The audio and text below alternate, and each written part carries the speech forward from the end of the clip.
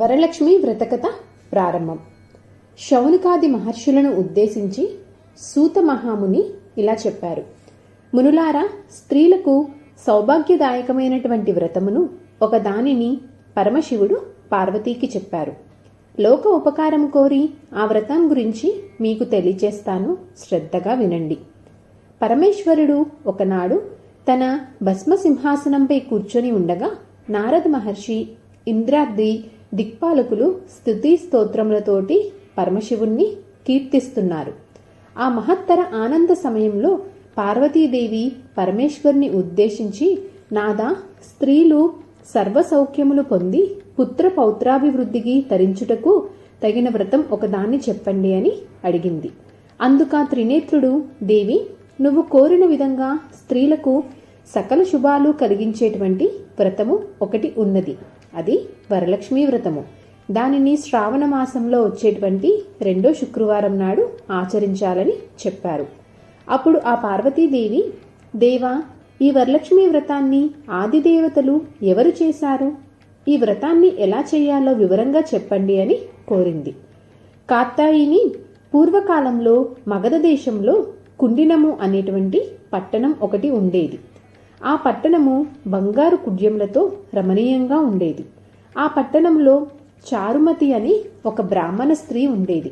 ఆమె సుగుణవతి, వినయ విధేయతలు, భక్తి గౌరవాలు గల యోగ్యురాలు. ప్రతిరోజు ప్రాతకాలానే నిద్రలేచి భర్త పాదాలకు నమస్కరించుకొని ప్రాతకాల గృహకృత్యాలు పూర్తి చేసుకొని అత్తమామలను సేవించుకొని మితంగా సంభాషిస్తూ జీవిస్తూ ఉండేది. వరలక్ష్మీ వ్రతానికి ఆదిదేవత అయినటువంటి వరలక్ష్మీదేవి ఒకరోజు రాత్రి సమయంలో చారుమతికి కలల్లో సాక్షాత్కరించింది. ఓ చారుమతి, ఈ శ్రావణ పౌర్ణమి నాటికి ముందు వచ్చేటువంటి శుక్రవారం నాడు నన్ను పూజించు. నువ్వు కోరిన వరాలు కానుకలను ఇస్తానని చెప్పి వెళ్ళిపోయింది. చారుమతి సంతోషించి, హే జనని, నీ కృపా కటాక్షములు కలిగిన వారు ధన్యులు. వారు సంపన్నులుగా, విద్వాంసులుగా మన్ననలు పొందుతారు. ఓ పావని, నా పూర్వజన్మ సుకృతం వల్ల నీ దర్శనం నాకు కలిగింది అని పరిపరి విధాల వరలక్ష్మీదేవిని స్తుతించింది. అంతలోనే చారుమతి మేల్కొని అదంతా కలగా గుర్తించి తన కలను భర్తకు, అత్తమామలకు తెలియచేసింది. వారు చాలా సంతోషించి చారుమతిని వరలక్ష్మీ వ్రతాన్ని చేసుకోమని చెప్పారు. ఊరిలోని ముత్తైదువులు చారుమతి కలను గురించి విని వారు కూడా పౌర్ణమి ముందు రాబోయేటువంటి శ్రావణ శుక్రవారం కోసము ఎదురు చూడసాగారు. శ్రావణ శుక్రవారం రోజున పట్టణంలోని స్త్రీలందరూ ఉదయాన్నే లేచి తలస్నానం చేసి పట్టు వస్త్రాలను ధరించి చారుమతి గృహానికి చేరుకున్నారు. చారుమతి తన గృహంలో మండపం ఏర్పాటు చేసి ఆ మండపంపై బియ్యం పోసి పంచపల్లవులైనటువంటి రావి, జువ్వి, మర్రి, మామిడి, ఉత్తరేణి మొదలైన ఆకులతోటి కలశంని ఏర్పాటు చేసి వరలక్ష్మీదేవిని సంకల్ప విధులతోటి సర్వమాంగళ మాంగళ్యే శివే సర్వార్థ సాధికే శ్రయణ్యే త్రయంబకే దేవి నారాయణీ నమోస్తుతే అంటూ ఆహ్వానించి ప్రతిష్ఠించింది. అమ్మవారిని షోడశోపచారాలతోటి పూజించారు. భక్ష్యభోజ్యాలను నివేదించారు. 9 పోగుల కంకణాన్ని చేతికి కట్టుకున్నారు. ప్రదక్షిణ నమస్కారాలు చేశారు. మొదటి ప్రదక్షిణ చెయ్యగానే కాలిగజ్జలు గల్లు గల్లున మ్రోగాయి. 2వ ప్రదక్షిణ చెయ్యగానే చేతులకు నవరత్న ఖచ్చిత కంకణాలు దగదగా మెరవసాగాయి. 3వ ప్రదక్షిణ చెయ్యగా అందరూ సర్వభరణ భూషితులయ్యారు.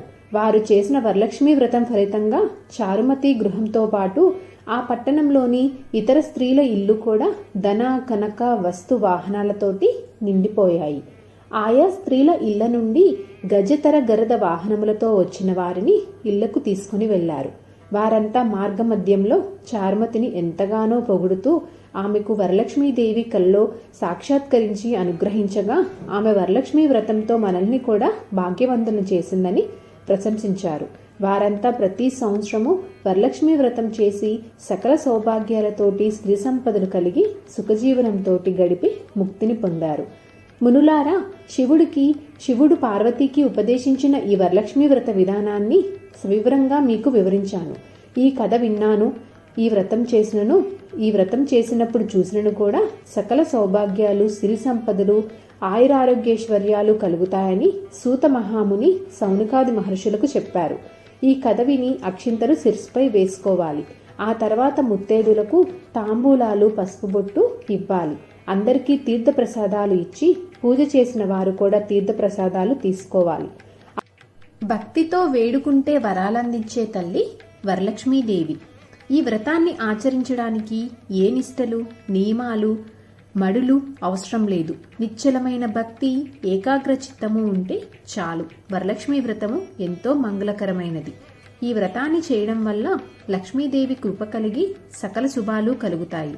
సంపదలంటే కేవలము ధనం మాత్రమే కాదు, ధాన్య సంపద, గుణ సంపద, పశు సంపద, జ్ఞాన సంపద మొదలైనవి ఎన్నో ఉన్నాయి. వర అంటే శ్రేష్టమైన అర్థం కూడా ఉంది. వరలక్ష్మీ వ్రత కథ సంపూర్ణం.